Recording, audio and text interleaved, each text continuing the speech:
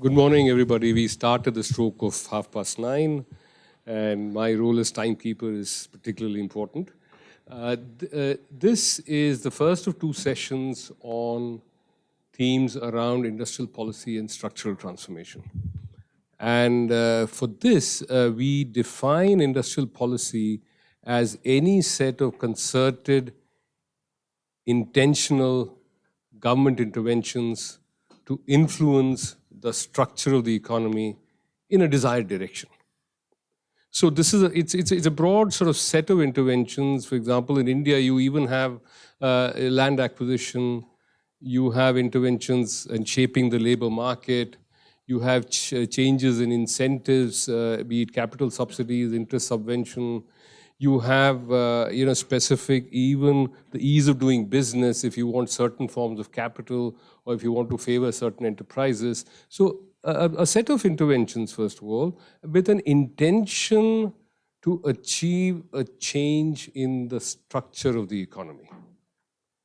Now, and the goals could vary. It could be, as we always desire, a major shift in the employment pattern, where there is sort of decent jobs for all, or it could be strategic advantages in a geopolitical sense. It could be making India great again.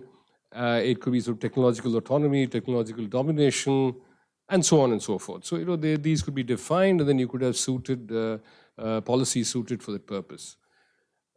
Our discussion today is particularly important because since the great financial crisis, industrial policy is now has sort of tumbled out of the cupboard. It was always there. It was always used very intentionally by governments across the world. But now it's explicit. It's considered done. In fact, countries which don't adopt industrial policies are considered as losers globally. And the US leads the way. And therefore, it becomes particularly interesting for us to see how, in this session, how India has fared in some specific sectors. So we have two papers. We had three initially, but now we have two papers. One is Dr. Chinju Johnny to my right. She is a postdoctoral fellow at the NPEI. She did a PhD at the IIT Delhi. She has a particular deep and abiding interest in the garment industry. The second paper has been jointly written by Abhishek Anand and Naveen Joseph Thomas. Both of them are formally trained as economists. Naveen teaches at the Jindal School, and Abhishek is consulting with state governments, amongst other things. He's a man of many parts. So they follow Chinju's paper. Over to you. The paper that I'm presenting today is about understanding the Indian garment industry's low-level equilibrium, trying to understand the global value chain pressures, and from a perspective of industrial policy challenges that we face. So to widely introduce you to the subject, manufacturing sector holds particular importance in the Indian economy's structural transformation question. Now, one of the fundamental issues in contemporary Indian economy is its inability to generate and sustain good jobs. And the manufacturing sector in several countries have helped them realize this job creation. But in India, we have not been able to create this gainful employment. Manufacturing sector's contribution to GDP has stagnated over the years, even during periods of high growth. Now, this is quite contrary to what we have experienced with other countries. Now, some discussions have focused on how labor regulations and other things have sort of hindered this value generation in the manufacturing sector, how the poor state of infrastructure, insufficient availability of credit, rising import competition have affected us. And the other set also talks about the quality of employment. That is another important marker of development in any country.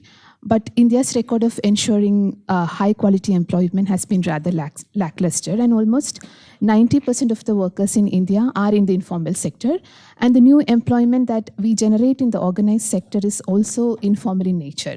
How the contract workers have increased over the years in the formal sector manufacturing.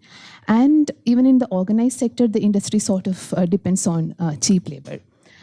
Given this backdrop, and given the potential of labor-intensive industries to employ workers who move away from agriculture sector, garment industry becomes one of the most potential influencers here in terms of its capacity to generate more employment.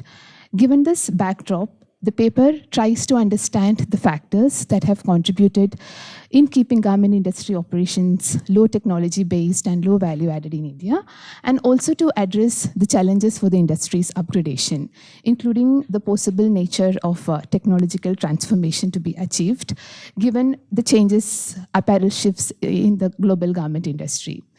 The paper is partly based on secondary data using PLFS and ESCI data for employment, the WITS trade database, and also from field studies that I've undertaken during my PhD from 2017 to latest in 2024, where we are looking at the Ahmedabad garment cluster.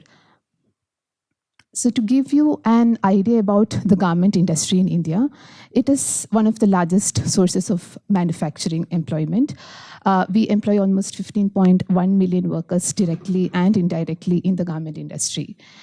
Now, we also see it from a different backdrop because manufacturing in China is undergoing a relocation at unprecedented scales. Now, this is where we see an opportunity. If you look at this graph, we have the shares of major countries in worldwide exports of garments. So we have China and European Union on the left vertical axis, and the other countries whose share is much smaller on the right axis.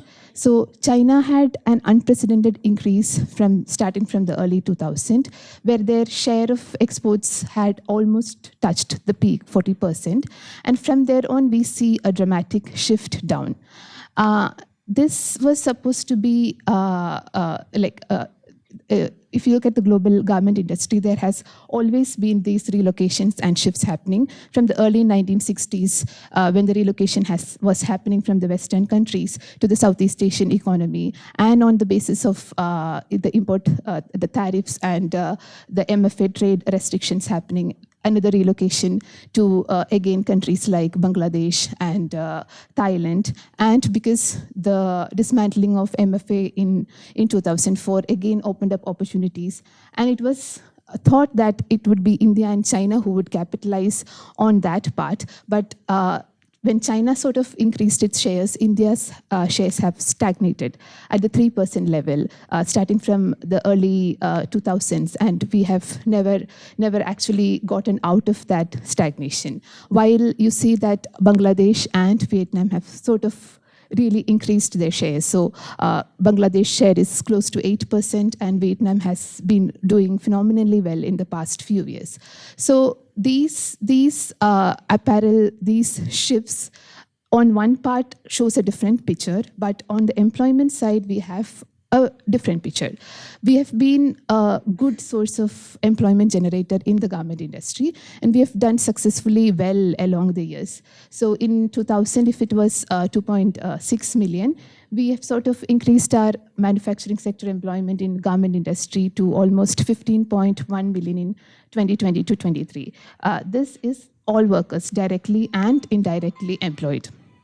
And this is also being particularly important for the female workers. Now, this garment industry, like all of you are aware of how historically the low labor force participation rates for females in India has held us back, and garment industry has been one of the sectors where this sort of job is being created for them. So we have almost 8 million workers, female workers, directly and indirectly employed in the garment industry.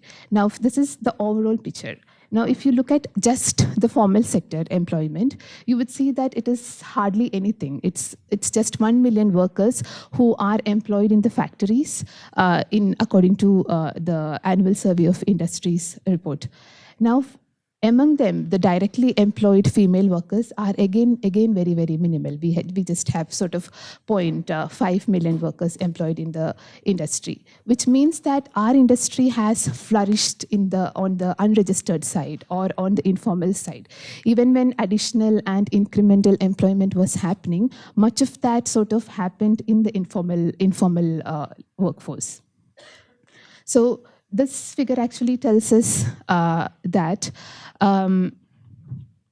in 2021-22, 55% of overall garment workers, both in organized and unorganized, were women, while the corresponding average was 27.7% for all manufacturing sector. Within the group of directly employed workers, women accounted for a much higher proportion. In 1999 to 2000, when it was 64.4%, compared to the factory sector average of 18.4%. But in the last decade, that number is actually coming down to 46.7%, which means that in the organized sector, the directly employed women workers are sort of coming down. Now, even in the organized sector, whatever increase that you see is in the contractual employment, which means that it sort of tells us that even when we have very minimal workers in the organized sector, even that is being affected because of the contractual employment. But it's a different picture for the garment industry because the number of contract workers we employ is also very minimal. Okay, largely it is informal in nature. So the contract workers we employ is 9.6% compared to the 30.2% that all of the manufacturing sector employs. Now, this figure actually, this graph tells you the regional dimension of the garment industry as well. If you look at the directly employed women workers in the garment industry, this is dominated by the southern sectors, especially Tamil Nadu, Karnataka, and Andhra. Even if the numbers are very few in Andhra, the share of female workers is very, very high.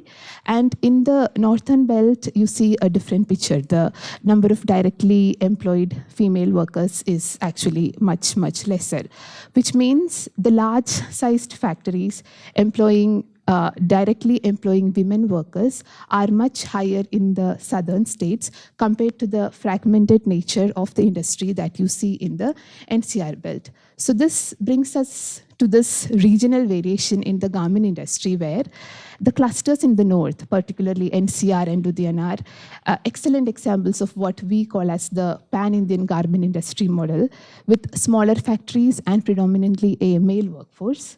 In West Bengal and UP, was some of the states with the largest garment jobs in the country, the factory sectors are very tiny and most of the industry falls in the unorganized sector. In the clusters in the south, Chennai and Bangalore, they have a remarkably large female workforce and larger factories. So this size, the structure, this has also affected the demand in the industry and how the industry has sort of evolved across the years. So this generally, the Indian garment sector model is known for its small-sized factories with very large unorganized sector, which typically operates with small batches of production. And if you compare the average size of the factory across countries, India's is 131 workers per factory, while China's or Bangladesh's is more than 1,000. So we have that size differential as well. Now, this small size has been historically devoted to the reservation policies that we have followed, which sort of affected the size of the industry because some certain sectors were reserved for just the production inward. And this paper also tries to argue that the nature of the capital and the characteristics of demand in India's garment industry was also the result of the strategies adopted by capitalists given the constraints and the opportunities that they face. So India's garment industry have also been built largely by local entrepreneurs with domestically raised capital compared to the foreign capital that you see in Vietnam or Bangladesh.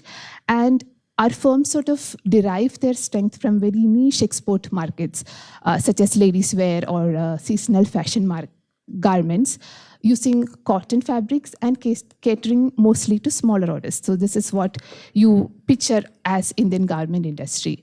But in Bangalore, which mainly caters in woven varieties to the US and the EU markets, they have to maintain high quality standards and minimize the turnaround time that they give to the customers. And these are very crucial in securing orders from global buyers. Now, that requires a labor force that is available for work on a regular basis in the rigors of factory discipline, and which is why you see that share of directly employed women workers are pretty high in the state of Karnataka. So this, when you contrast with what you see in Delhi NCR, you see a very, very fragmented nature of production. So this structure has been mentioned by Mesadri and others very beautifully in their works, that these layers in the industry include multiple players. You have the merchant manufacturers who are on the top layer, then you have the labor contractors, or you call as the tekedars, and then you have workers based in factories.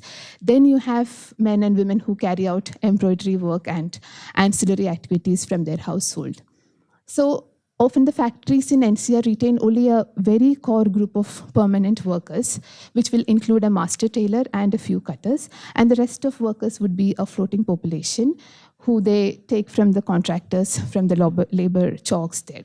So if you ask manufacturers in NCR the number of workers that they have in the factories, they always tell you the number of machines instead of the number of workers they have, because their workers are always a floating population, but what they have permanent is the number of machines that they have.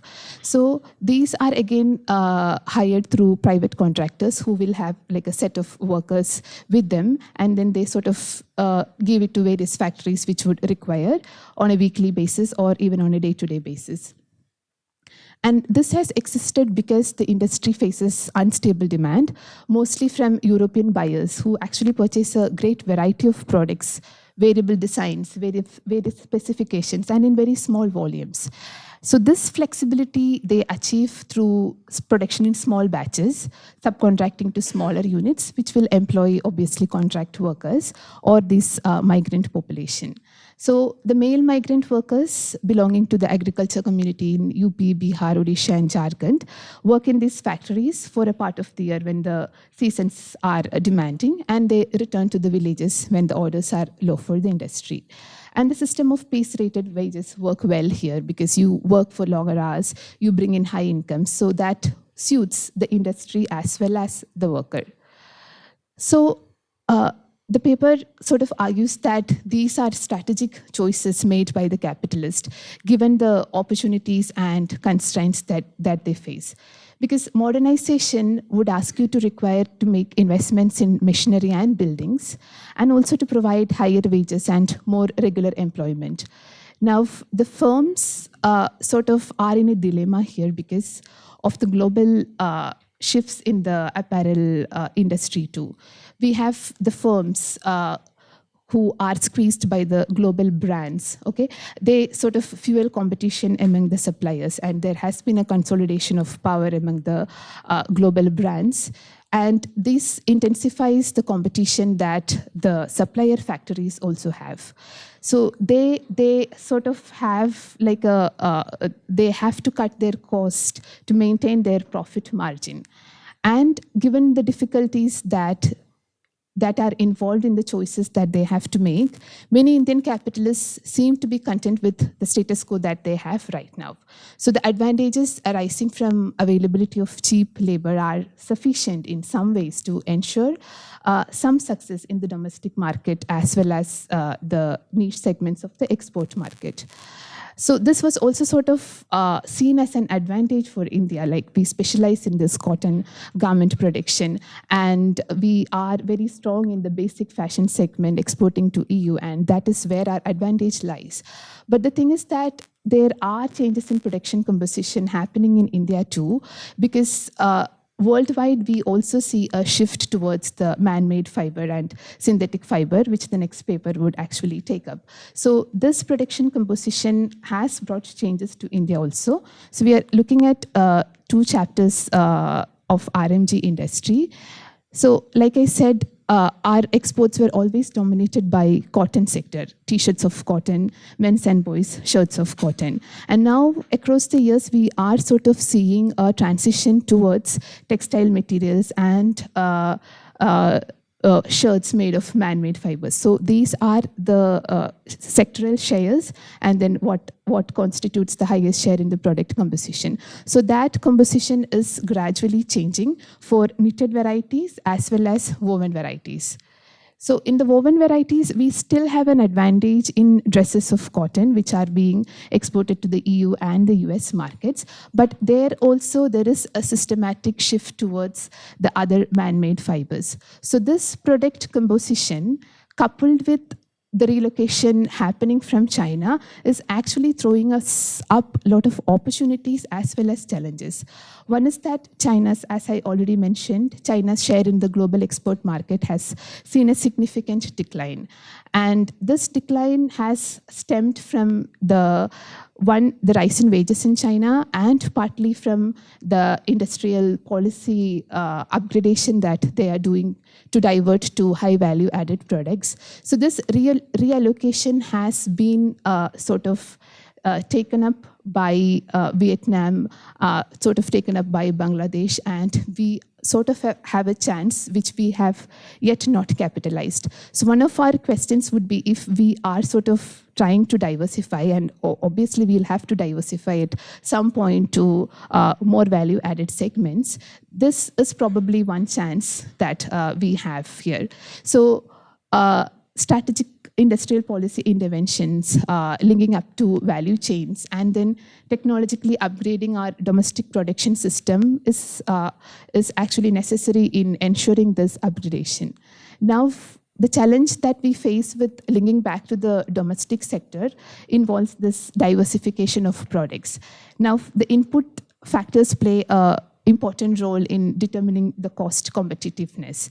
Now, we are at a disadvantage, especially in the MMF market. And in order to enhance these domestic production capabilities, we need advanced manufacturing units, and the government intends to target this opportunity. So, in a way, the product-linked incentive scheme, the PLI scheme that the government has introduced early in the 2000s, in the last 3-4 years, has sort of addressed this. So the initial PLI outlay budget in this sector was close to 100 billion, and it was specifically intended to promote man-made fibers. But unfortunately, we did not have any takers for the PLI scheme for MMF. And we had a fund of nearly rupees 4,000 crores, which went unutilized in the first phase. Now, it was then cleared for a second phase, including both traditional and technical textiles, because there was an apprehension from the MMF to diversify to the MMF sectors.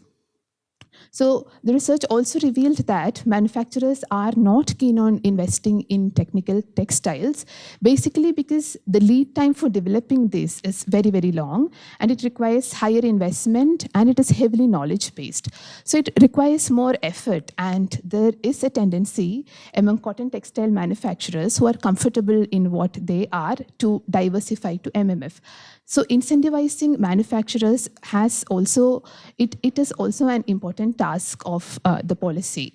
Now, in this particular aspect, we see that the PLI schemes, we actually, now we have almost 64 manufacturers who have taken up this, and the outlays have been made for this, but it is still in very early stages. So we'll have to wait until we see what PLI schemes bring about.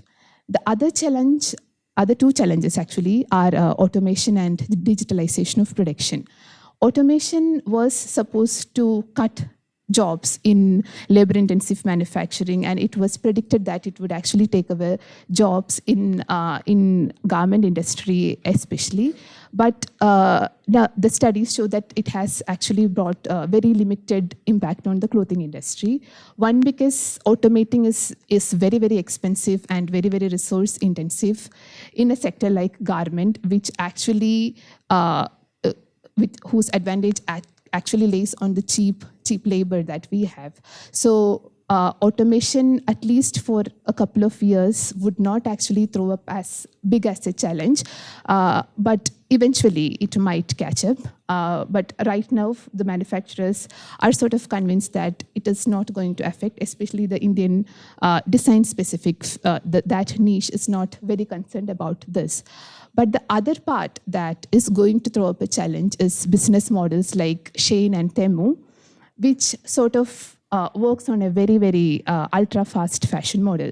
So the garment industry have eventually moved from 2 or 3 seasons a year to fast fashion segments promoted by Zara and H&M, and now to these ultra fast fashion models where you would see new products coming in every other day. That is the intensity of the production that is made. And this is actually in some ways very similar to how Amazon and eBay has conquered the markets with their high quality software and electronic data interchange. Shein actually works on Shein actually works on these real-time sales data where you know the number of products which are being sold off instantly, and then you stock that products, and then you do not stock the other products. So the factories are being directly linked to this. So if this transition is coming, and it is supposed that Shein is going to be reintroduced in India very, very soon, what happens is that supplier countries, including India, will need to be equipped with the digital skills and infrastructure to cater to this very digitally integrated and highly demand-driven, cost-efficient lead firms. Now, the firms will have to adapt to this new levels of competition. Even earlier, when we were talking to manufacturers in Bangalore, they sort of told that the factory floors, rather than machines and sewing machines, sort of represented more like a computer floor where everything was sort of highly computerized. They were going for this lean product model. So in some ways, this digital integration is again going to throw us huge challenges. Now, we are at crossroads here. Like, we need industrial policy interventions for effective integration into value chains, and we know where we have to do this. It requires deeper investment in enhancing our domestic production capabilities. But simultaneously, we also have to preserve our strength in our cotton export markets. We have to support the small and medium firms that would ensure a balance in the industry, and not to forget the informal economy, which is like a huge part of our workforce and which actually adds value to the industry. So I would like to throw open this question as to where we are heading to and how we would sort of integrate both these models into our pathways of structural transformation. Thank you. Thank you very much, Dr. Johnny, and also for keeping to time. And there's a natural transition to the next paper. And Naveen, would you be presenting? Because this actually goes into a set of threads that Dr. Johnny raised in terms of why India is not diversifying significantly beyond cotton-based garments to blended garments. Because a large, I think roughly about 3/4 of the global trade in garments is actually in blended fabrics. Whereas the Indian composition of exports is the contrary. In fact, India exports, more than 80% of India's exports are cotton-based. And so there are deeper reasons. At one end, Dr. Johnny looked at garment manufacturers themselves, and for them to make the shift is a huge drag, and they're probably looking at reducing uncertainty in their decisions. But there are certain aspects at the other end, which is something that's explored by Dr. Naveen Thomas and Abhishek Anand in this paper. Right, so this is joint work with Abhishek, and we started off this project in 2021, and Professor Nagaraj, who's one of the organizers, sort of nudged us into picking up research here, and I'm glad that he's sort of nicely shaped this session so that Chinju's and our studies sort of complement and feed into each other. So I mean, it's great. So Chinju has covered some of the larger issues with the textile and the apparel sector. I'll probably sort of revisit some of the things which don't overlap, right? So some of the things Chinju is sort of very elaborately covered, so I don't want to repeat that. So let's look at the share of registered manufacturing employment. So broadly, there are problems here, and we know that there are problems in the textile and apparel sector. And in terms of a value chain, there is a cascading effect that we sort of try and put through or sort of argue in our paper. And the point that we try to make is that what's really affecting the transition from cotton to man-made in India is more of a story of crony capitalism, right? So crony capitalism, where and this is one of the discussions, and this yesterday evening's book discussion was thought-provoking, in the sense that the interests of just a few select very, very big businesses who are large, not just in India, but they are large in terms of their size. They're some of the largest producers in the entire world. Their interests, their myopic interests, have sort of put to stake a fairly large fragmented sector that's downstream, that employs a fairly large number of workers and has a fairly large number of entrepreneurs involved. So let me focus on this. I don't want to, because Sinju's covered this already. So if you look at the share of registered manufacturing employment in textile and apparel, right after the withdrawal of the multi-fiber agreement, we probably were in a comfortable situation. The share of employment is rising in the sector. But suddenly we start doing quite poorly. Right? The share in the textile and apparel sector has been declining steadily, and we stand somewhere at around 17% as per the most recent data from the annual survey of industries. And most of this decline has been in the textile sector. There's almost a 6% decline in the textile sector. The apparel sector, that's the garment sector, has done better. There's almost like a 2% improvement. But this is still concerning, because the garment and the textile sector can't be thought of in isolation. And the textile sector matters a lot because there's far more value addition in the textile sector than in the garment sector.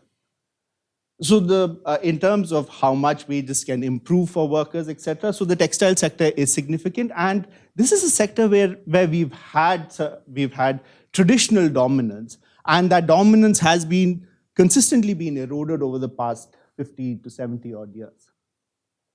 So there's been broad stagnation in value addition, real value addition, especially in the textile sector.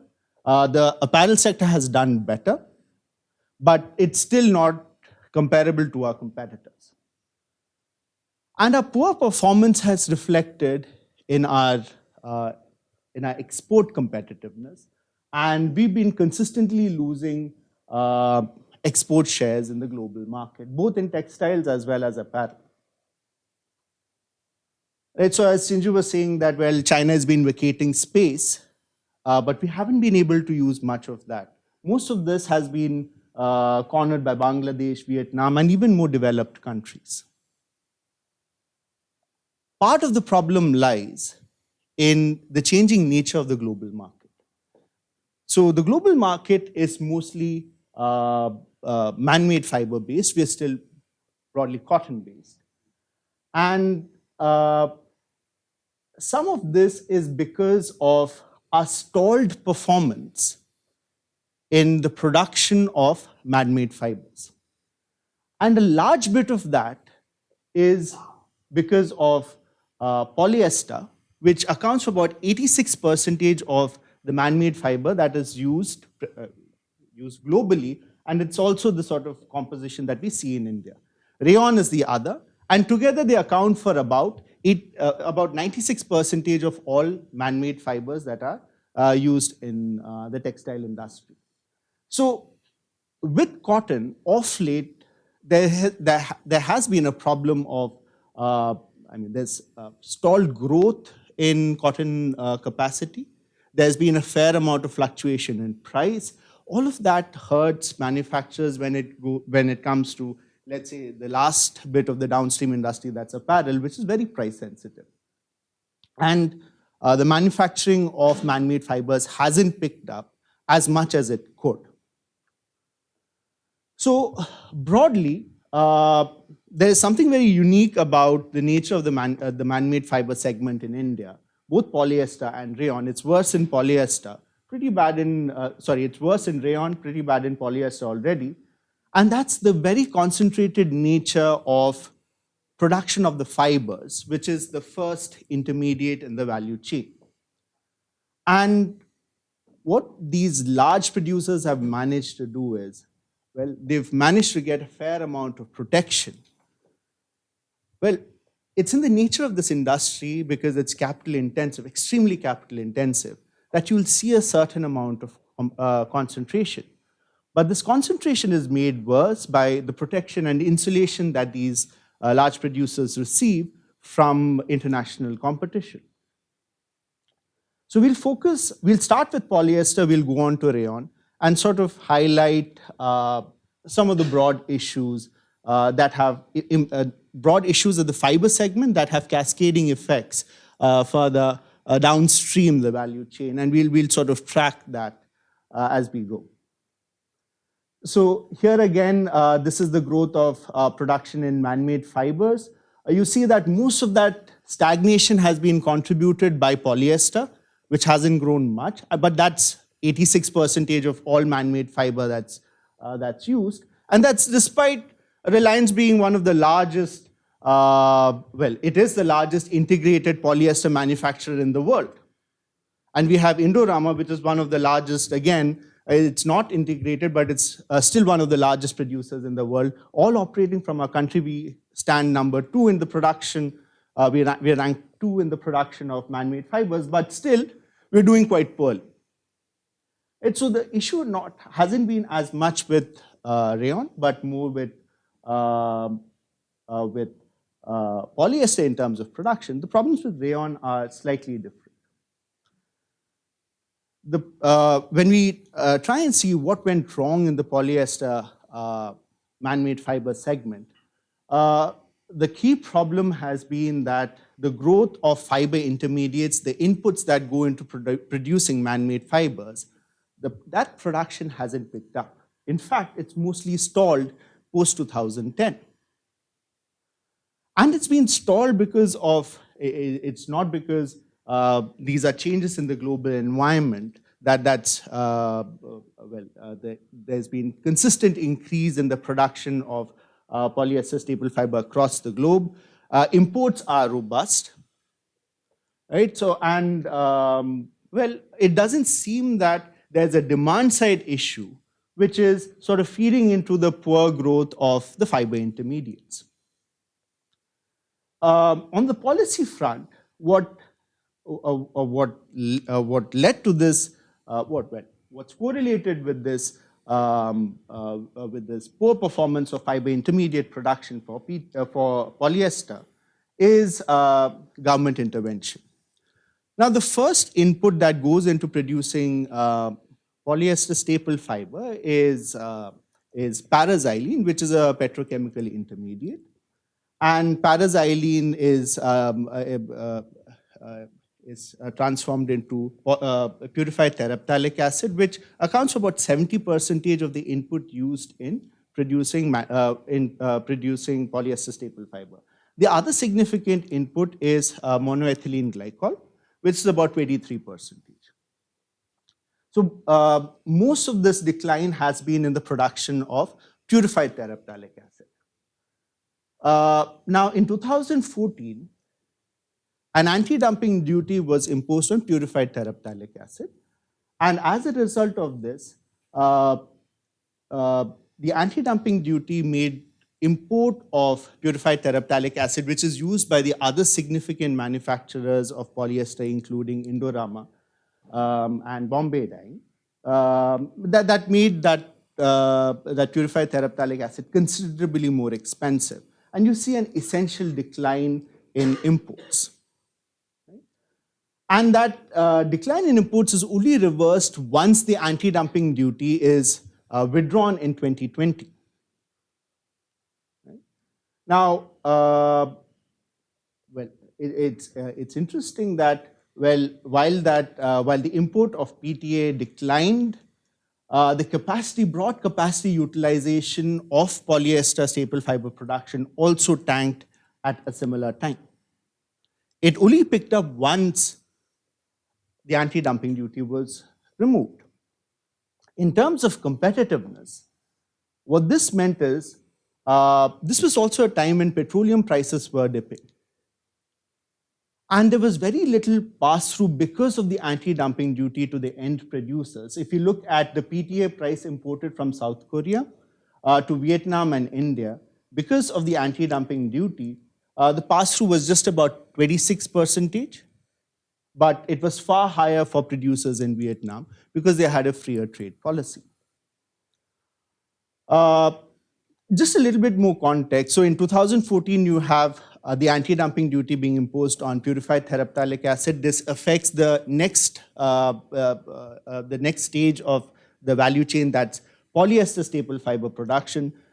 Three major producers of polyester staple fiber go to DGTR, say that we want an anti-dumping duty on polyester staple fiber. Right, so that comes up in 2017.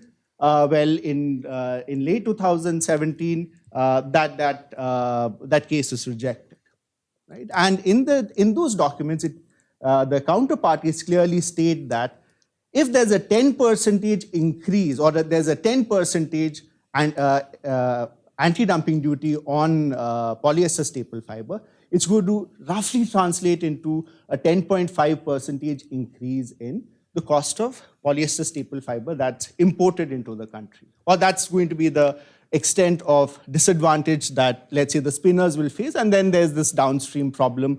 And the downstream problem is magnified because of the fragmentation of the downstream industries. So that's what the counterparties say. And in March 2018, despite the ADD being rejected, there's a fairly steep increase in tariffs, a tariff increase of exactly 10%, which the counterparties were saying would doom the downstream industries. That's precisely what comes into effect in 2018, and broadly we move into a fairly high tariff regime in 2018. All of which leads to higher concentration of the polyester staple fiber production in India. So we see it's already a very, very concentrated sector. Right? And to achieve increases in concentration at that level, it's quite a feat. And we see that happen. Right? So 0.25 of the Hirschman-Huffendal index would be still fairly high. We are at above 0.5. It's very high concentration, and all of that leads to two things. One, obviously, the prices that Indian producers receive, or Indian spinners receive for polyester staple fiber is relatively higher, and the quality is not up to international standards. Let's shift gears. Let's come to viscose staple fiber. When we come to viscose staple fiber, there's just one producer, Grasim Industries. And the abuse of power, of dominant position by Grasim Industries is well known. CCI has been fighting this since 2013. They managed to find these guys to the tune of 300 crores somewhere in 2020, but those practices are still very prevalent. To the extent that when we try and speak to industry associations, they flatly refuse to speak because they're far too worried about retribution by Grasim, right? So one of the industry associations that we had interactions with, which have about 200 spinners, only one turned up. And he told us that they were flatly told, they were warned against joining the meeting. So that's still abuse of dominant power. So very quickly in rayon, there's this unique situation in rayon. We have the ASEAN Free Trade Agreement, which allows viscose staple fiber to be imported at zero duty. That was signed in 2010, but as soon as it was signed, an anti-dumping duty is imposed on viscose staple fiber, which is the fiber intermediate for rayon, right after the free trade agreement is signed, and that's precisely on the countries which are part of the ASEAN. So essentially you have a free trade agreement, and then you have a non-tariff barrier, which essentially takes away all the benefit away from that, having signed that free trade agreement. So in this environment of protection, Grasim industry very slowly adds capacity, right? So they're essentially a global producer. A third of their production capacities are across the globe. But this is essentially tracking only Indian production capacity.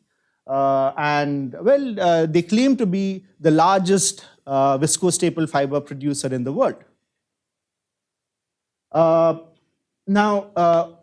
What the anti-dumping duty did is it created a price wedge between, let's say, what a spinner in Vietnam receives, viscose staple fiber at, and the price at which an Indian spinner receives viscose staple fiber.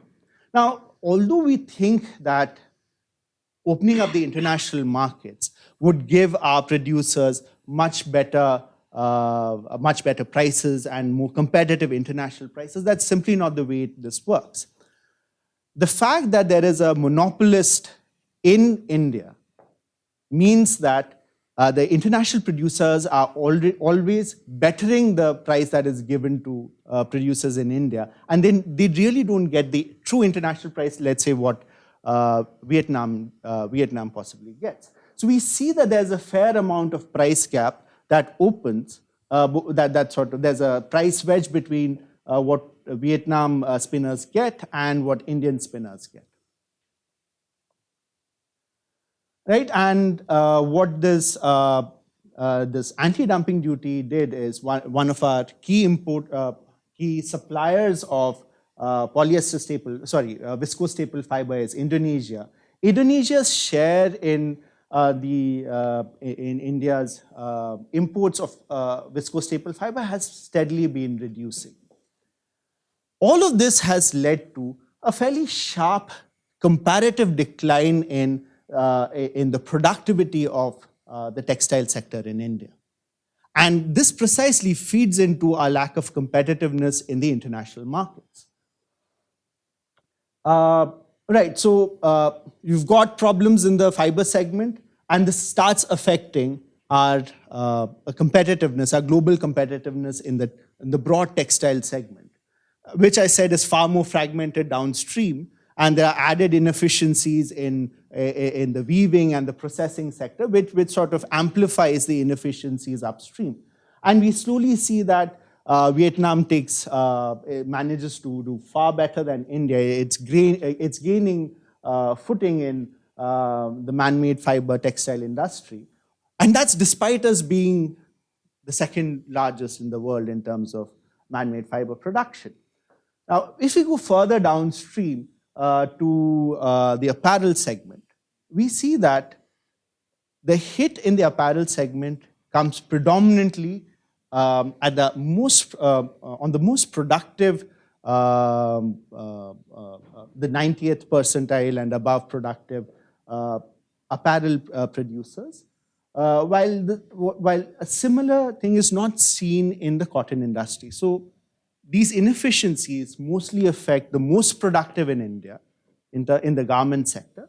And these guys are essentially the ones which are connected with the international markets. They lose competitiveness,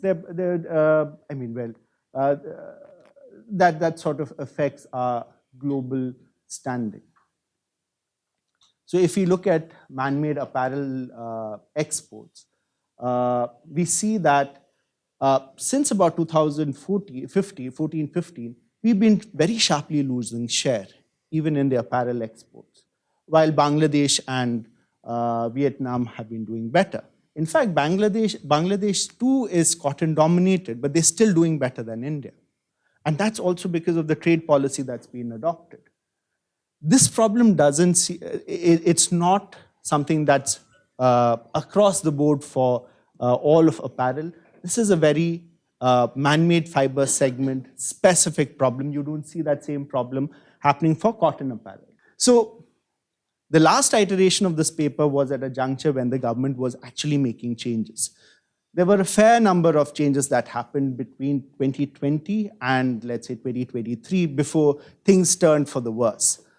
In 2020, the anti-dumping duty on PTA is withdrawn. Broad tariff levels for fiber intermediates, that's polyester, for PTA is reduced from 10 to 5, that's much lower than earlier. the import tariffs for viscose staple fiber as well as polyester staple fiber goes from 20 to 5%. That's the lowest that we've seen, let's say, in probably the past 20 odd years. And the anti-dumping duty on viscose staple fiber is revoked in 2022. So in terms of broad trade barriers, you get the feeling that the government got this. And there's a trend of reversion from this high tariff, high non-technical, non-trade barrier regime to a freer trade regime. And while you were thinking that things were changing for the better, you move to a worse regime. And this comes in the form of quality control orders. Now, quality control orders are a much harder and much, they're a much worse technical barrier than anti-dumping duty, because it's almost like if you don't have the license, you can't supply to India. Right? So it's that sharp. Right? So there are quality control orders on paraxylene, which is essential for making PTA. That affects the polyester segment. There are quality control orders on polyester fiber, filament yarn, spun yarn that came to force in April 2023. There is a QC on viscose staple fiber, which is again enforced in April 2023. So we had a brief period where things looked rosy. Right? We were in a low tariff regime, and then suddenly things go to the pre-2020 levels, and this is much worse than the pre-2020 situation. Now, QCOs almost feels like license Raj. Right? And quality control orders first really have no rationale, because, well, most of the producers across the globe are following international standards, which are more stringent than the quality control orders. And next, this also violates WTO's technical barriers to trade agreement at several levels. One, the agreement says that, well, you have to follow international standards, but these technical barriers are also discriminatory in nature. Now, to give you an example of how they are discriminatory, the viscose staple fiber, this is imports, country-wise imports of viscose staple fiber. We see that as soon as the anti-dumping duty is reduced, you see a spike in imports from Indonesia, Singapore, and Thailand. These are the countries which benefit from the free trade agreement, and it's obvious that you'll see a spike in imports. But these quality control orders are strategically not given to the countries which were part of the FTA, and are only given to the countries which follow the standard most favored nation tariff. So that's Austria and Germany. They get the licenses, but Indonesia, Thailand, and Singapore strategically are not given licenses, which prevents them. And you see that sharp tank in the imports from specifically these countries. Broadly speaking, it seemed that the interests post-2020, it seemed for a brief while that the interests of the larger fragmented downstream industries and their voices had finally been heard, and things in the textile and apparel sector were moving for a new reality. But all of that is suddenly reversed with this new, more unscientific adoption of quality control orders, which sort of puts us at a worse trajectory than we were pre-2020. And this is unlike what Chinju still ended with a positive note. We unfortunately can't. It just means that our textile and apparel sector is going to lose more ground in the years to come. Thank you very much for giving meaning to what crony capitalism is and what it does while it's rooted through industrial policy. Now we now have Professor Madhuri Saripalle. She teaches at the IFMR Graduate School, Kriya University. She has a PhD from the University of Connecticut. I'm deeply familiar with her excellent work on the auto and the mobile industry. And over to her, you have 15 minutes. It's a tough job after the two excellent papers to summarize. Okay, so I think both are very excellent papers, well researched, and like part 1 and part 2, each complementing the other.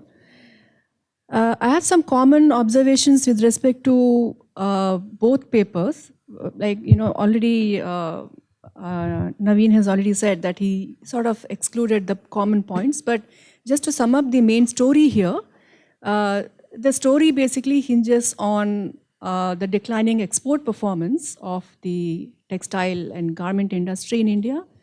Broadly because, and they have outlined it very well with well-researched statistics, that it's because of, first, of course, there's a shift in global demand to man-made fibers. And there was a decline in the productivity in the man-made fibers in India because of high input costs and detrimental trade policies, inverted duty structure, anti-dumping duties, and so on.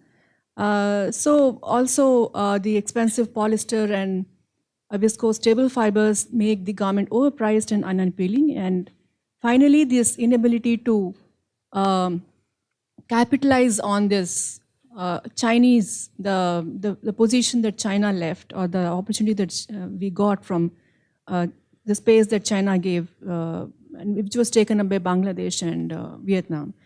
So this sort of sums up the entire story of the garment and textile industry in India. And unfortunately, this ended on a very pessimist note that, yes, well, it seems like everything is lost and in the future it doesn't look very good.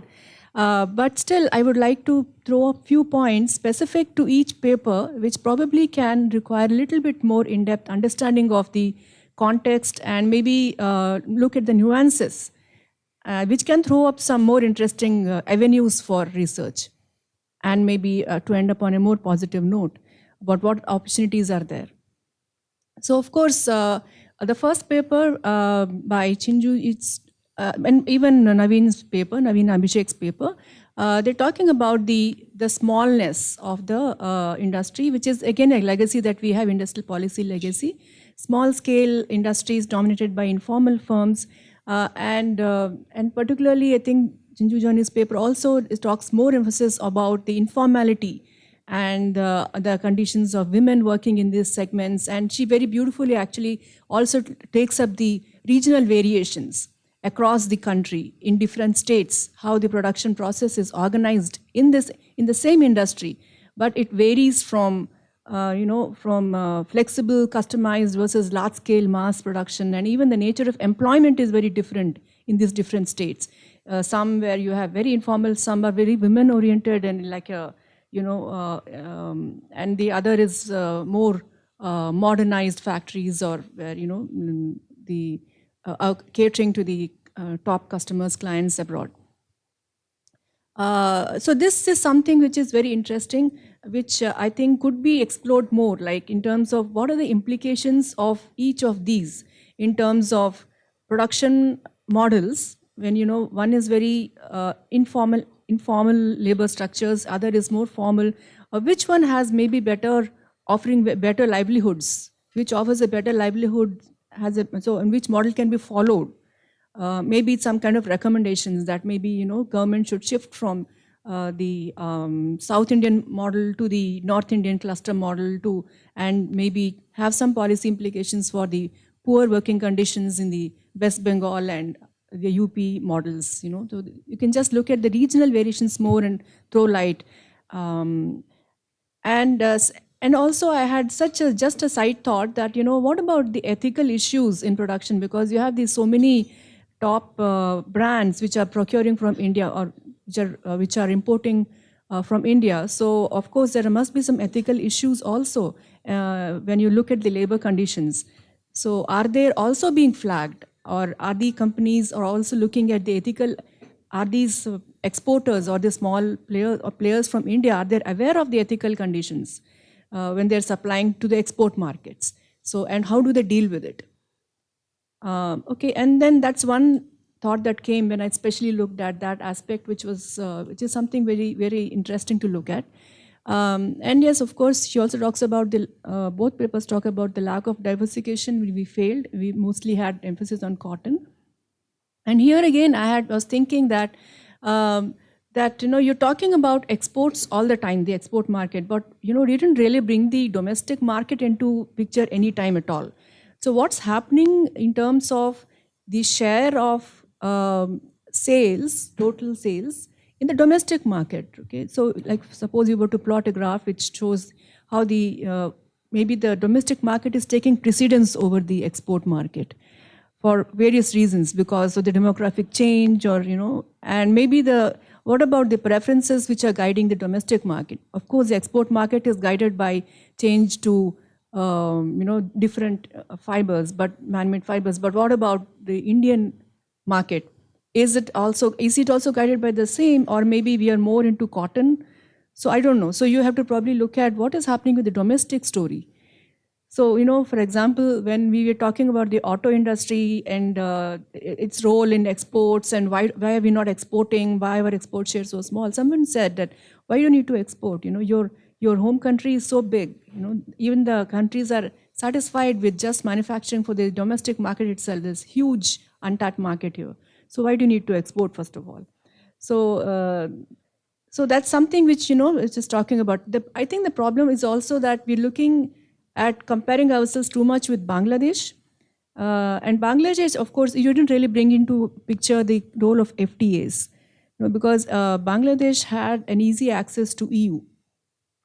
So, and that I think I'll just bring it up towards the end, that how do you should probably look into the FTAs also when you talk in terms of, when you talk about exports, because today the global trade is increasingly fragmented. It's not competitive as it was used to be maybe 20 years back. So we have to look into regional trade agreements, free trade zones, how easy export markets are, how can you crack the export markets. So it's not a really simple game that you are competitive. So, but of course, I do agree the point that, at least you don't hurt the domestic industry. But so that's some point to look into that. Of course, what role do FTAs play? Do we have some scope there in terms of getting easy access to some countries, and where that's how we can make a mark in the export markets. And then we come to, of course, Chinju's also, she pointed out the role of digital infrastructure and skills for e-commerce. And I think here, I would also like to point out the recent, one of the recent points made by Dr. Raghuram Rajan, where he says that, service embedded manufacturing. So, and he talks about a particular case of, I know that he has received a lot of criticisms also for that, maybe that aspect of trying to focus more on the services. But still, I think there's some key takeaway here that service embedded manufacturing, and that's where you say that, like many of these top companies or these like e-commerce firms are getting into very softwares and algorithms and services which are really putting them at the forefront of the clients, basically, ability to reach out to clients in a much more efficient way. So I'm sure there are companies in India which are also very much capable, and this service can be integrated with this manufacturing. And I think in the book by Dr. Raghuram Rajan, he talks about one particular firm in India which makes beautiful traditional saris. And then these saris were actually exported, but through use of this digital infrastructure and by putting services at the forefront, like making this very customized for the client. So this, and then the value, basically the order book basically, gained so much over 2-3 years that it really gives a lesson for us that how you can really bring the services embedded manufacturing into the forefront. So maybe these models of businesses have to change, rather than just focusing on cheap labor and focus on female-based, the informal-based, all the time looking. Instead of that, let's look at the brighter spots, like what can be done. Because we are sort of stuck into there's a legacy that we have been following so many years. But let's look at, maybe there is some scope of, there are some pockets where certain things are happening. Let's highlight those, that this is something which can take us forward. While we are stuck in a low-level trap because of legacies, colonial legacies, and the industrial policies we've followed, but at the same time, there there are certain things when we need to highlight where things are happening differently. And I'm sure in textile industry, there are certain cases we can look at which offer us way forward. Like, how you can integrate the new technologies and move forward and bring services into the forefront. I mean, that's again loud thinking, because I don't have really a case to show you here what is happening. Yeah. Okay, then coming to paper 2, again, I think it's a very interesting paper and very well, analyzed in terms of looking at both the upstream and the downstream. I think this is a very similar story when you look at the many sectors, industries in India.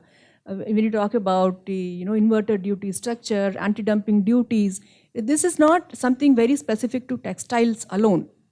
Like in the sense that even the automobile industry, the tire industry still faces an inverted duty structure, right? So, so how do you deal with this in terms of why this is happening? Of course, in their paper they talk about the crony capitalism. So here I think I would like to also highlight one important thing about market structure. How the market structure of the textiles is. Like, it's an interesting thing. You have in the upstream sector, it's monopoly. I mean, that's what I got the reading. Monopoly, like dominated by Grasim, Reliance, and this one of those very big firms. Whereas the downstream probably is more fragmented. I would call it monopolistic, or maybe a fragmented, what you call as one dominating firm, but with a fringe of competitive firms, I would say. So dominate, that kind of a market structure actually gives very little scope for industry bodies to come, the whole industry to come together as one voice and lobby for certain policies. Like the auto industry. Auto industry is, I don't know how compare, but I can find some similar patterns here in terms of industrial policy impacts. And you need to bring into the whole market structure into the picture. Of course, crony capitalism, you can put that as a term out there. But why is it there? Because, in terms of economics, I would say it's more like abuse of market power because of the market structure. And lack of bargaining power of industrial bodies to really, put their voice out there, to effectively represent themselves. So I think this is something which is bane of this textile sector. So how do we get around that? I think how do we get around this thing is, I would say that let's look at the MSME sector, because again, the other aspect of this sector is that there's a huge dominance of the middle, small and MSME sector here. So then I think the only way to get around this whole thing is to, to promote this MSME, relook at the MSME sector. So on one hand, we are saying that there are a lot of units here which are sort of stagnating at small level, and which is a legacy of the past traditional our industrial policy. So then basically the problem that India has today is that of the missing middle, right? We have these huge big firms out there, and then you have a plethora of number of small firms which have failed to transition from small to medium to large to, so that growth has not happened. So, and then that's the biggest challenge to the government now, to really make this transition for the small firms. And how does it do it? Yeah. So of course the government has a lot of policies here, like the e-mudra loan schemes and ease of doing business. But I think we need more targeted studies, sectoral studies, looking at what has been the impact of government policies on the growth of the MSME sector in particular segments. Like, have these policies really increased the scalability of this sector? I think that is something for future research. I think we should focus more on that. Like employment generation, I think, of course, exports is one route, but as somebody has said that, today the reading in the government is also that, we sort of lost advantage to China in that long time back. We cannot really do much about it.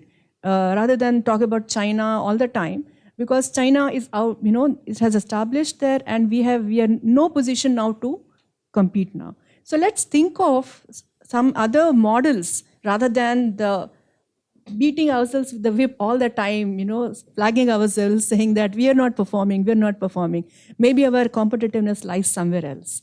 So we need to look at, focus more on that. So lastly, I just want to, conclude with the fact that with some of the other aspects of problem with the data sources, especially when you look at industry studies and when you want to look at the MSME sector especially, we don't have very authentic, credible sources. Like, for example, I saw that in your study, you had to look at you're looking at Provis database, you're looking at the ESCI, you PLFS, so many different sources.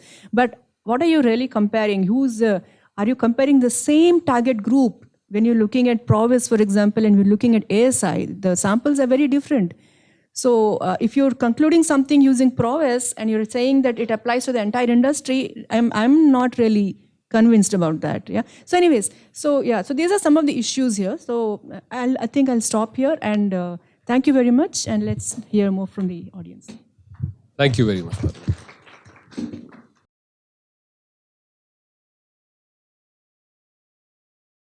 I have a question or comment plus comment both on both papers. On the first, garment industry, I still am mystified by several things.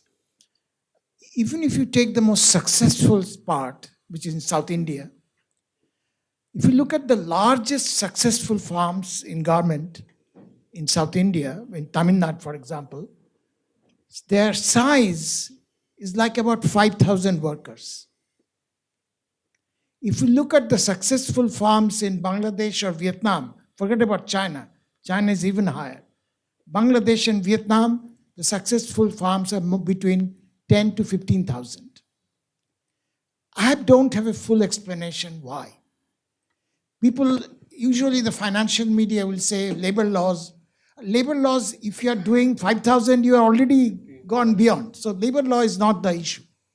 So what is it? Bangladesh, because they have this least developed country, whatever the sum, but Vietnam. So I do not have a full explanation why even at the most successful end, we are so small. 20 years after the small-scale reservation was abolished, even today, why is it? So if anybody can help me in understanding that, I'd be grateful. On the second paper, I have one issue. Crony capitals, in this case, Ambani's and Birla's. Grasim is Birla, right? Yeah. And one question as an economist that comes to my mind, and this is going on for a long time. Ambani's have been dominated polyester for many decades now. Why is it not Ambani's, who are into so many sectors of the economy, why don't they vertically integrate? They dominate the polyester and they get the monopoly power, crony or whatever. Why don't they vertically integrate over decades and then get into the man-made fiber textiles and garments? If I were in Ambani company, I'd consider that, because Ambanis are in so many different parts of the economy. Why don't they vertically integrate, take the advantage, and then get both the domestic and the world market in textiles? Those are my two questions. A quick question for Naveen and Abhishek, but I really enjoyed both papers. Just wanted to press you a bit on the political story of crony capitalism that you point to in this paper. And I'm intrigued that the anti-dumping duties were introduced in 2014, but I assume there's a longer history there, that we're not simply talking about a change in political regime nationally that's produced this level of concentration in the sector. So if you could just elucidate a bit more on the kind of longer history of cronyism. Wonderful presentation. One of the issue which I want to highlight, or what India should learn from Bangladesh. Like 1 month ago only, I was watching a news, and which was telling that in Bangladesh now, after the successful industry of this textile industry, they are suffering from the water crisis, right? So I mean, if we want to increase our intensity in this textile industry, but we also have to focus on the water deficit and uh, uh, water enriched areas. So I mean, instead of focusing on Delhi, NCR, or Bangalore, which are already water deficient areas, so we can't grow our industry, textile industry, in those places. We also have to focus that what are the places where we can set up these textiles industries. So, I mean, yeah, we have surplus labors, but we can't do it at the cost of the future generation. We have to look, yeah. I seek some clarification from both the authors. First of all, thank you for really wonderful and very insightful presentations. See, I would like to understand when exactly this shift of preference has happened for man-made fibers. Because, in today's world, when there is so much of thrust on environmental protection and sustainability, the man-made fiber industry is considered as highly polluting in terms of its high energy consumption, then greenhouse gas emissions, toxic substances, addition to microplastic pollution, non-biodegradability. Because in 1990s, when I was working in ICICI, DFI, Development Financial Institution, we used to undertake this economic cost benefit analysis of large projects. And I remember many of these projects used to get very high negative score because of their, these environmental properties. So I really failed to understand that how in Europe also this big shift has happened in favor of that. Thank you for all the comments and questions. It has been really thought-provoking. I would address some of the comments because it's been quite a good number of research has to go into some other aspects. But ethical considerations that you have flagged is something the garment industry has always been concerned about, especially the global brands. They're very concerned about their image and the human right conditions of the workers.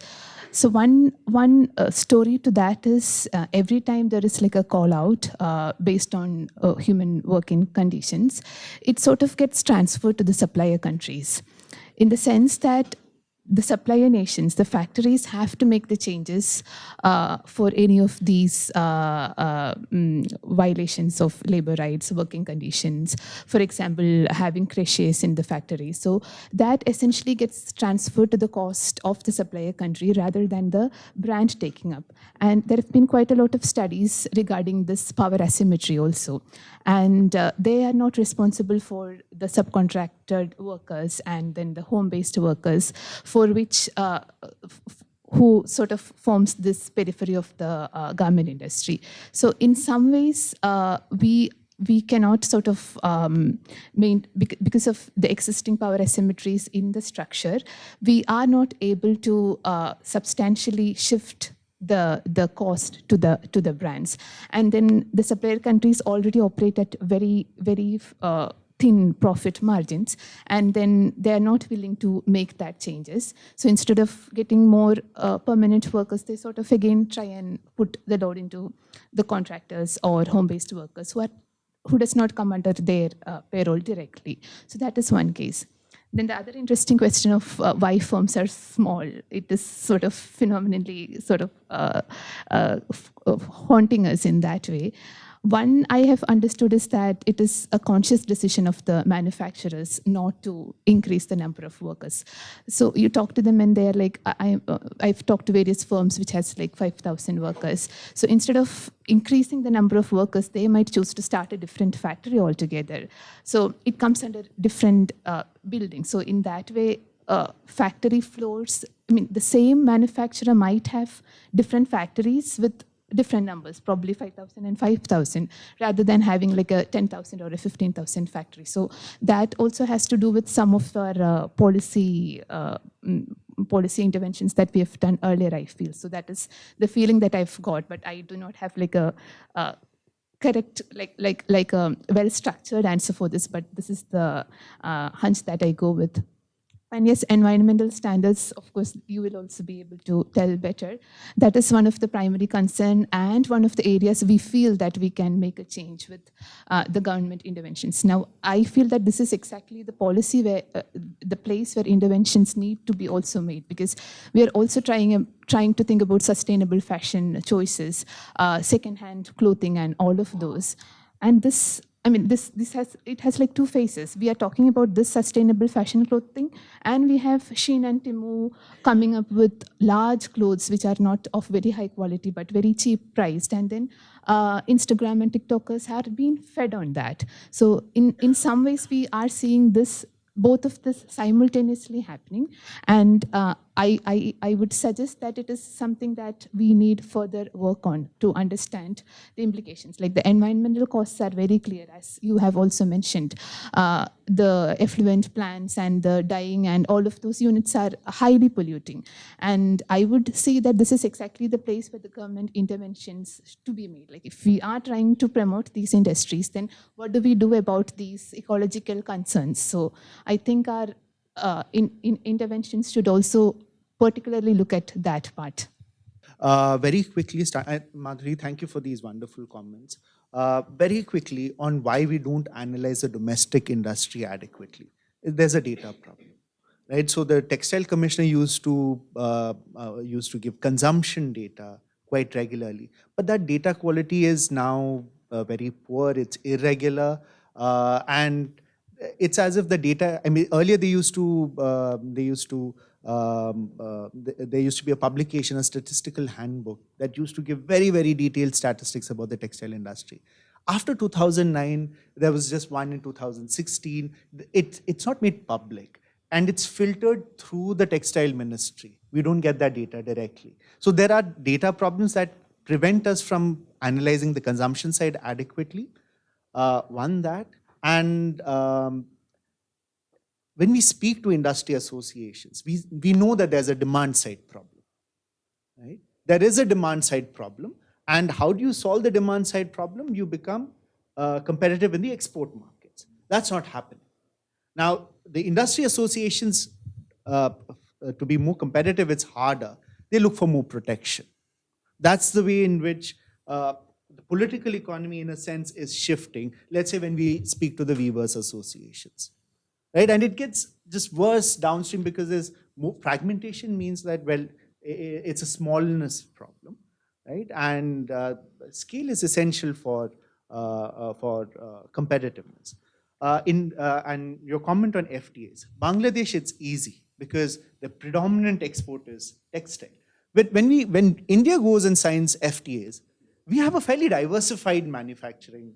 We have diversified manufacturing interests, which means that if we get a low tariff on something, we have to give up something. That's where this sort of breaks down. And even when we have an FTA with ASEAN where we can import VSF for zero tariff, what have we done with that? Right? So I think that's the larger question. Very quickly on the Hirschman-Herfindahl, why we use prowess and the ESCI. The only reason why we can use prowess in this case is because of the concentration of the industry. If I was looking at a more fragmented industry, prowess clearly would not be the choice. And the other problem is that ASI is plant level data. It's not firm level data. I can generate these statistics using the plant level data, but they'll be underestimates. But even at that level, it's still very concentrated. The HHI is hovering around the 25 level, which is highly concentrated. Right? So we take the liberty of going to prowess because there are just about 5 or 6 producers, which we can track very clearly on prowess. On the smallness issue. And these questions sort of wade into the other research that we are doing. We have a recent work on, well, it's about measurement issues, but it also talks about why even the large in India is very small. And what we've understood is that it's got a bit to do with political uncertainty. Political uncertainty in terms of how the state intervenes when there are labor disputes. It's also about the cost of land, right? It's also about the availability of power. There are several risks which makes very large plants very high risk. So we've spoken to firms which said that, well, we had really large plants, let's say 15,000 odd large plants. That's not large by most international, at least in the garment sector, it's not.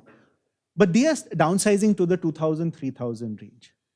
So that we call the multi-plant phenomenon. And the reason why that's happening is because you reduce regulatory risk, you reduce the risk of the cost of a shutdown or unavailability of power, or the cost of setting up a large plant when you have these smaller plants. So you're able to diversify risks more. There's a cost. Our study shows that there is a productivity penalty that these industries pay when they grow in this sort of horizontal rather than this vertical manner. In terms of vertical integration, Reliance is doing that, Grasim is doing that. It seems that that's the way in which the rest of the story is rigged. Reliance produces PTA, it consumes a fairly large share of PTA. And that's why the polyester producers are unhappy. They say that we just get the residual, right? And you've cut off imports, right? So that's the problem. In terms of Grasim, they're doing the same. And see, the problem is that there's also quality differences in the staple fiber that's produced. These guys keep the best quality for themselves, or they export the best quality. When there are these non-tariff barriers, our Indian producers on the garb of quality get the lowest quality. That sort of affects the entire downstream industry. That's clearly not the way to go. In terms of pollution, and see, all of textile, all of our labor-intensive industries, be it textile, apparel, leather, footwear, all of that is polluting. It's red on the PCB list, right? So that sort of is a more deeper question. We don't need to generate employment. To be precise, if you want to move a fairly large portion of the unincorporated sector or the informal sector into better formal jobs, we're targeting something like 9 crore jobs, right? All of registered manufacturing hires about 1.8 crore people. It's a 6-time increase, and that's not going to happen with. No, globally it changed in 1990, and see, the problem is cotton is also extremely polluting. We believe that natural fiber means that it's non-polluting. It's not true. Cotton is also extremely polluting. The amount of water pollution that's caused by cotton is tremendous, right? So it's not that anything is better. It's all red, right? In terms of greenness, the plot is lost there, right? Entirely, right? And that sort of makes we should be worried about where we're going to generate all those jobs. Right? It's not going to come from green industries, it's going to come from dirty industries. I mean, polluting industries. And so our future development trajectory is not going to be hinged on greenness. That's at least the reading. And it's not being myopic about it. It's just that probably it's best to be real about it. I had 2 doubts in the first presentation. In your slide on reluctance to modernize, you said that it's like the manufacturers try to employ the migrant laborers because that reduces their cost, the temporary workers if they hire. So isn't it more beneficial for them to hire permanent workers, train them, and then cater the international market, especially the European market? That if we work on the skills of these permanent workers, then you can improve your quality, and then you can, target the European market. Why aren't they doing that? And you presented a graph. The second doubt is you presented that graph in which you showed that the blue section is reducing, the export of cotton textile is reducing, and the orange section was increasing. But then the whole exports, the size of the column is reducing over the years. What can be the reason for that? So the first question, yes, it would be very beneficial if we would have had permanent workers. But the problem arises with the stability of orders. So if the manufacturers are sure that they have stable orders coming in regularly, they are more than happy to have these permanent workers, trained workers. And that is exactly what you see with Bangalore, because they have some stability in the orders that are coming from the manufacturers. But NCR, it is not so at all, and which is why they sort of depend on migrant population, because it sort of reduces their cost. And the fact that if they have these permanent workers and if they can skill them and then do this, very much possible, but they are very, very uncertain about this, and they're not confident that they would get these orders because it might go somewhere. So the market is that competitive for these firms that we are talking about. And the second section, it was just the first 5 or 6 commodities that we are talking about. So that was like a 6-digit sector. So you have the 100% comes from somewhere else. I've just highlighted the first few, like first 5 or 6 product compositions. So which is why that sector is going up. Some others are, so we are adding up in the other sectors. So for ease, I have not presented it, but I can share the rest of the data with you if you're interested. Thank you. So I just wanted to add a few things. I think Naveen already answered all the questions, but I just wanted to add a few points. So first, on the domestic market, why are we not? So one, of course, is a data issue. But also, I just wanted to highlight that because of these policies, finally the consumers, they have to pay higher price for, you want to import a T-shirt, you end up paying higher price. And secondly, where should India be focusing? We may be a large country, but people who can afford certain level of price, it's maybe the middle class is a very small number, and then you have to think about export market. Just relying on domestic consumption is not going to be good enough. The role of FTAs, just one point, even when if you look at countries with which Bangladesh doesn't have FTA or Vietnam doesn't have FTA, and you compare those countries, even there India is not able to compete. So yes, one is, of course, if other countries have FTA, India will not be competitive enough. But even where you have scope, no FTAs, none of these countries have FTAs, India has not been able to do well. And then you complicate your own thing by having all these anti-tariff barriers and tariff barriers. What can be done? Are we being too pessimistic? So I think that, of course, tariff is not the only thing. Historically, there are many other issues. Land, labor, everyone talks about. Power cost in India is very high. But those are things which are very hard to fix. Politically, it's very challenging unless, you are not forced to do it because of some crisis. Whereas these things are can easily be fixed. For example, 2017, we started raising all the tariffs, and in 2020, we realized maybe things are not working, and then you're reversing all these policies, which is good, but then the other things coming up. So I guess it is easier to maybe reverse some of these things, and incremental benefits are huge, rather than trying and fixing something else. Positives, I feel there's still scope that China will vacate space. And now, because of, we all know, if Trump actually comes to, he is going to come to power, and most likely he's going to impose high tariff on imports from China and Mexico as well.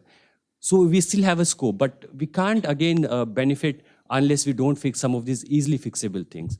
We can't fix land and labor, but we can fix tariff issues. On anti-dumping duty, I think you will answer, but I just wanted to add just one clarification. I think it was imposed in 2013, so it's not just about one government, so no matter which government is in power, things can be done. And it was supposed to be for 6 months, it was always increased from, it continued for 6 years and not for 6 months. Water deficiency, yes, it is very water intensive as well as energy intensive, and that's why I feel, how are we going to, and it ties up with shift to MMF, if I can briefly answer. So the one reason why we shifted, despite whatever is, it's very cheap relative to cotton. It also gives you a lot of flexibility in terms of how to design. So things are changing, so it's much easier. We can't do it with cotton. So things are, it will be. One last thing that I want to add is, I guess we try to fix too many things, everything with too many policy changes. Of course, we have to be concerned about environment, but focus on technological improvement, how to have more renewable energy, rather than in every industry trying to come with rules and regulations that you can't do this, you can't do that. I guess, I mean, the better way would be just to focus on things like how to have more green energy, grid stability and whatnot, rather than trying and fixing every industry. All those issues are going to be very challenging. Thank you. So, I mean, we have, in fact, it's an ironic situation. We have 300 million Indians waiting to get better jobs. The textile and garment industry is the most likely to give them jobs. Textile and garment industries are crowded by small firms. At either end, there's a rock and a hard place. So there is sort of yarn intermediates which have monopolies, and there are garment majors which are monopolies. So it's going to be a tough act. And domestic markets, as we realized, there's demand compression has come to stay. So it's very difficult to walk out of this room with optimism, but that's the way it is. Thank you very much.